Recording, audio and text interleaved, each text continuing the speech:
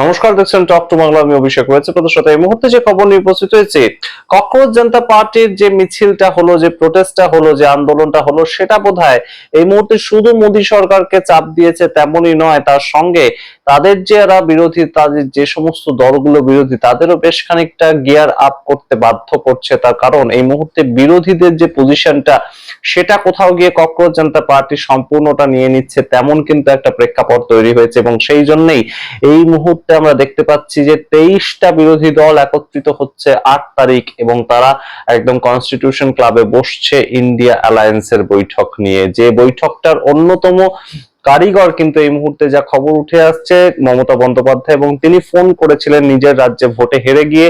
তিনি ফোন করেছিলেন মল্লিকার্জুন খার্গেকে, এবং তিনি একদম দায়িত্ব নিয়ে ওয়াকিবহল হয়ে সম্পূর্ণ এই মুহূর্তে সাজাতে চাইছেন এই ইন্ডিয়া অ্যালায়েন্সের আন্দোলনটা। এবং এই মুহূর্তে জয়রাম রমেশ তিনি যে কথাটা বলছেন কংগ্রেসের পক্ষ থেকে, তিনি জেনারেল সেক্রেটারি, এবং তিনি বলছেন যে কথাটা 23টি রাজনৈতিক দল আগামীকাল সোমবার 8ই জুন 2026 দুপুর 12টায় নয়াদিল্লির কনস্টিটিউশন ক্লাবে ইন্ডিয়া জনবন্ধন বৈঠকে অংশগ্রহণের বিষয়টি নিশ্চিত করেছে। 23টি রাজনৈতিক দল, কিছু রাজনৈতিক দল আসছে না, সেটাও তিনি লিখছেন। কয়েকটি দল তাদের নিজস্ব কারণে এই নির্দিষ্ট বৈঠকে আসতে অক্ষমতা প্রকাশ করেছে, যদিও তারা মোদী সরকারের নীতি এবং কর্মকাণ্ডের তীব্র বিরোধিতার কথা জানিয়েছে। এই নীতি এবং কর্মকাণ্ডগুলি হলো, এবার কি কি বিষয় একদম আলোচনা হবে বা কি কি হতে পারে আগামীকালের আলোচনায়, সেটা বলছে লক্ষ লক্ষ ভারতীয় ভোটাধিকার কেড়ে নেওয়া, প্রতিদিন সংবিধানের ওপর আক্রমণ, তদন্তকারী সংস্থাগুলির মাধ্যমে বিরোধী নেতাদের উপর হামলা, কোটি কোটি ভারতীয়দের জীবিকা গুরুতরভাবে ক্ষতিগ্রস্ত করা, অবিরাম মূল্য বৃদ্ধির মাধ্যমে ঘরের বাজেট ভেঙে দেওয়া, এবং তার সঙ্গে লক্ষ লক্ষ যুবকের আশা আকাঙ্ক্ষার সঙ্গে বিশ্বাসঘাতকতা, বিনিয়োগের পরিবেশ নষ্ট করা, এবং পররাষ্ট্রনীতির মাধ্যমে জাতীয় স্বার্থের সঙ্গে আপোষ করা। ভারতের মতোই ইন্ডিয়া জনবন্ধন তার বৈচিত্র্যের মধ্য দিয়েও ঐক্যবদ্ধ রয়েছে।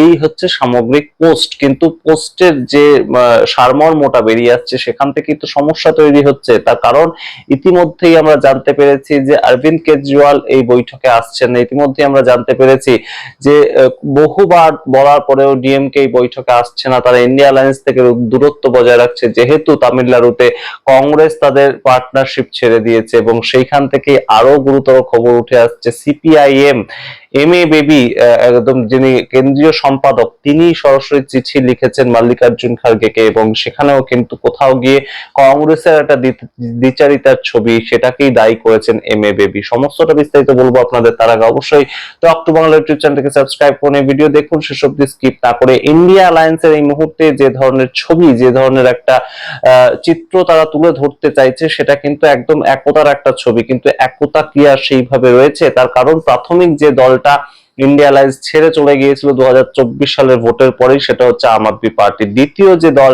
এতদিন ধরে বিভিন্ন ধরনের কার্যক্রমে থাকতো, কিন্তু এখন আর তারা থাকছে না, সেটা হচ্ছে ডিএমকে। ডিএমকে আপনারা জানেন তামিলনাড়ুর জন্য তাদের মধ্যে একটা মান অভিমান হয়েছে কংগ্রেসের সঙ্গে, সিপিআই সিপিআইএম প্রত্যেকের সঙ্গে, যে তাদের সঙ্গে তারা জোট লড়লো, কিন্তু যখন ভোট মিটে গেল তারা টিভিকে সঙ্গ দিয়ে দিল। তো সেখানেই তাদের আঞ্চলিক দল হিসাবে তাদের ক্ষুদ্রতর স্বার্থ যখন রক্ষিত হচ্ছে না, সেখানেই কিন্তু সম্পূর্ণভাবে একটা ক্ল্যাশ হচ্ছে, এবং তারাও কিন্তু ইন্ডিয়া অ্যালায়েন্স থেকে দূরত্ব বজায় রাখছে।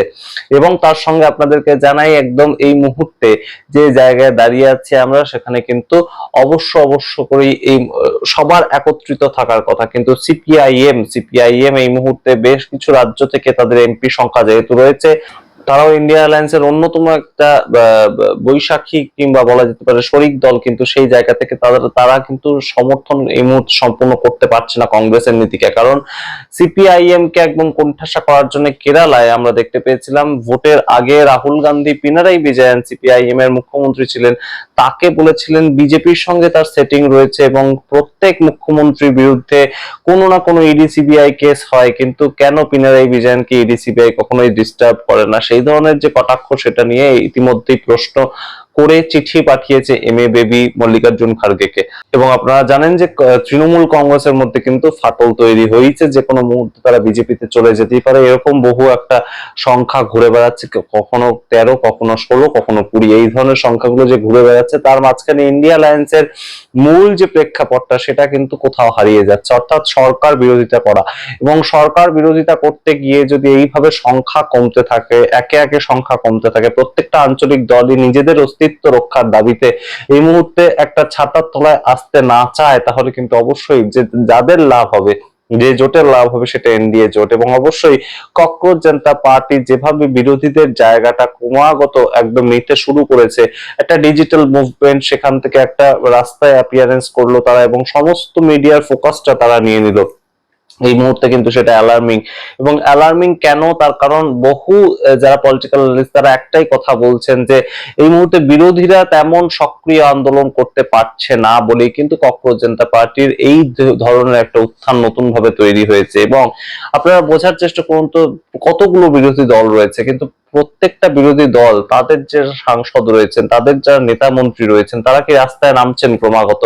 রাস্তায় যদি না নেমে ধর্মেন্দ্র প্রধানের ইস্তফা যদি না চাওয়া হয়, তাহলে তাদেরকে বিরোধী বলে কে মানবেন? যখন নিট পেপার লিকের মতন একটা ইস্যু রয়েছে, যখন সিবিএসসি এর মতন একটা রেজাল্ট ওরিয়েন্টেড সমস্যার মতন একটা ইস্যু রয়েছে, সেগুলোকে নিয়ে যদি আন্দোলন না করে বিরোধী দল, তাহলে বিরোধিতা তারা কিসের ভিত্তিতে করবে? আমরা দেখতে পাচ্ছি প্রতিদিন ডলারের দাম, তার তুলনায় টাকার দাম পড়ছে। আমরা দেখতে পাচ্ছি প্রতিদিন পেট্রোল ডিজেলের দাম বাড়ছে।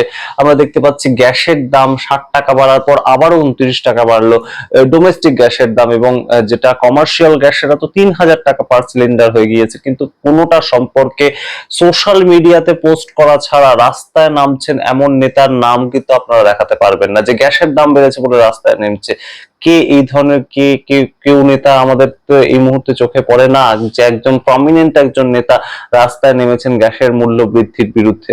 এই যে জায়গাগুলো তৈরি হচ্ছে, এই যে ভ্যাকুয়াম গুলো তৈরি হচ্ছে, সেখানেই তো নতুন বিরোধীদের জন্ম তো হয়, এবং সেখান থেকেই নতুন নেতার উদ্ভব হয়। এই মুহূর্তে অভিজিৎ দীপকে, তিনি একজন আর্ম স্টুডেন্ট ছিলেন, যিনি বোস্টনে বসে নিজের পড়াশোনা করছিলেন, কিন্তু তিনি কিভাবে একদম জননেতা হয়ে উঠলেন? এই প্রশ্ন তো এই মুহূর্তে উঠবেই। এবং অবশ্যই গুরুত্বপূর্ণ জায়গাটা কিন্তু তৈরি হচ্ছে, তার কারণ সাধারণ মানুষের ক্ষোভ রয়েছে, সাধারণ মানুষের সিস্টেমকে নিয়ে ক্ষোভ রয়েছে, এবং সেই সিস্টেমকে নিয়ে ক্ষোভের প্রকাশ সেটা যদি বিরোধী দল না হয়ে উঠতে পারে, তাহলে ইন্ডিয়া অ্যালায়েন্সের বৈঠকে কি নিয়ে আলোচনা হবে? প্রত্যেকটা রাজ্যে ভোট চুরির অভিযোগ উঠছে, কিন্তু সেটাকে ঠেকানোর মতন ঐক্য তাদের মধ্যে কোথায় দেখা যাচ্ছে? এই যে মমতা বন্দ্যোপাধ্যায় আজকে বারংবার ফোন করছেন ইন্ডিয়া অ্যালায়েন্সের বিভিন্ন নেতাদের সঙ্গে বৈঠক করছেন, দেখা করছেন কি অরবিন্দ কেজরিওয়ালের বাড়িতে, সেই মমতা বন্দ্যোপাধ্যায় কিভাবে তার রাজ্যের ক্ষেত্রে 42টা যখন লোকসভা আসন হয়েছিল ভোট, সেক্ষেত্রে একটাও ছাড়লেন না কংগ্রেসকে। কিভাবে আমরা দেখতে পেলাম বিধানসভা আসনের ক্ষেত্রে কংগ্রেসের শুভঙ্কর সরকার চাইলেন গিয়ে মমতা বন্দ্যোপাধ্যায়ের সঙ্গে জোটবদ্ধ হয়ে লড়াইটা করতে, কিন্তু সেটা করতে চাইলেন না মমতা বন্দ্যোপাধ্যায়।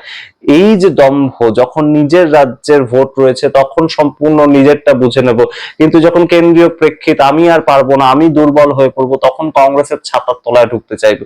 এগুলো তো কখনোই, এই যে দ্বিচারী মনোভাব, সেটা তো কখনোই গ্রহণযোগ্য হবে না মানুষের কাছে। অন্যদিকে কংগ্রেস যেভাবে একদম লড়াইটা করছে, কখনো ডিএমকে সঙ্গে জোট হয়ে করে লড়াই করছে, কিন্তু ডিএমকে যখন ভোটে হেরে যাচ্ছে তখন আরেকটা শিবিরের তারা শিফট করে যাচ্ছে, রাতারাতি শিফট করছে 5 জন বিধায়ককে নিয়ে। সেটা যখন তামিলনাড়ুর ছবি কেরালামে আমরা দেখতে পেয়েছি, একদম সরাসরি সিপিআইএম কে কটাক্ষ করছে তারা। কিন্তু আমরা দেখতে পেলাম পশ্চিমবঙ্গের ক্ষেত্রে কিন্তু এতদিন ধরে সিপিআইএম এর সঙ্গে জোটবদ্ধ হয়ে কংগ্রেস লড়াইটা করলো, কিন্তু 2026-এ এসে হঠাৎ করে সিপিআইএম এর সঙ্গ ছেড়ে দিল। এই যে একটা সমীকরণের বৈচিত্র্য দেখা যাচ্ছে, সেই বৈচিত্র্যটা কি কোনোভাবেই একটা সঠিক বিরোধিতা তার ছবি তুলে ধরে? আমরা 2014 সালের আগে যে বিরোধী দেখতে পেয়েছিলাম, বহু তা নিয়ে সমালোচনা থাকতে পারে, কিন্তু অবশ্যই 2004 সাল থেকে 2014 সাল পর্যন্ত সুষমা স্বরাজের নেতৃত্বে যেভাবে বিরোধিতা করেছিল বিজেপি এবং তার সঙ্গে বিভিন্ন দলগুলো, সেগুলো কিন্তু অবশ্যই বিরোধিতার একটা নিদর্শন ছিল। তৎকালীন সময় বিরোধীদের পরিসর অনেক বৃহৎ ছিল, কিন্তু এই মুহূর্তে যেভাবে বিরোধীদের পরিসর কমে আসছে, সেখানে যদি তারা ঐক্যবদ্ধ না থাকে লড়াই করার ক্ষেত্রে, তাহলে কিন্তু অবশ্যই 2029-এর লড়াই আরো কঠিন হচ্ছে বিরোধীদের জন্য। সে জায়গাটা কিন্তু একদম পরিষ্কার ভাবে ক্লিয়ার দেখা যাচ্ছে। এবং অবশ্যই 2027 সালে উত্তরপ্রদেশে ভোট রয়েছে, পাঞ্জাবে ভোট রয়েছে, সেইখানে যদি সবাই নিজেদের নিজেদের মতন নিজেরা অবস্থানটা নেন। যদি আমরা দেখতে পাই যে সমাজবাদী দল তারা কংগ্রেসকে কোনো সিট ছাড়তে নারাজ, কিংবা পাঞ্জাবের ক্ষেত্রে কংগ্রেস এবং মুখোমুখি দাঁড়িয়ে আম আদমি পার্টি লড়াই করছে, তাহলে সেই ক্ষেত্রে লাভটা আলটিমেটলি কার হবে? লাভটা তো একমাত্র বিজেপিরই হবে। সেটা আপনারা কি মনে করেন? অবশ্যই কমেন্ট বক্সে কমেন্ট করুন। কিভাবে 23টা দল একত্রিত হলেও তারা একত্রিত ভাবে সংসদের মধ্যে লড়াই করবে, সেটা আপনারা কি মনে করেন? অবশ্যই কিন্তু আমাদের মনে হয় যে বেশ খানিকটা ফাঁক থাকছে, বেশ খানিকটা দূরত্ব থাকছে, যেভাবে লড়াই করা উচিত সেইভাবে লড়াইটা ঠিক হচ্ছে না। আপনাদের মতামত দেখার অপেক্ষা রইলাম। দেখতে থাকুন টক টু বাংলা। অবশ্যই টক টু বাংলা ইউটিউব চ্যানেলকে সাবস্ক্রাইব করুন। 8 তারিখের বৈঠক থেকে কি বেরিয়ে আসে আপনাদের সামনে অবশ্যই রাখার চেষ্টা করব।